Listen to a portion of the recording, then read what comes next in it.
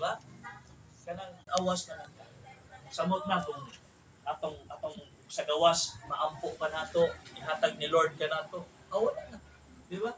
Atong bangko, wala ka na yun eh. Amen? Amen. Amen? So, wala nga. Mo ni purpose nga nag-prayer at fasting ta. Let's go back sa purpose why we fast, no? Ingon ana. Ang ato ang main purpose, number 1 is for us to be really mature diya sa pulong sa Ginoo, that we would understand easily sa word ni Lord, no? Masabton ta sa word ni Lord. And ikaduha, kalag. O din natin gipangayat ni Lord. Ayaw gid mo og sugot nga mahuman ang 21 ka adlaw wa kay madala nga kalag diri sa kailan sa Ginoo. Natog yung pangayo niya. Lord, luwasan ni sila.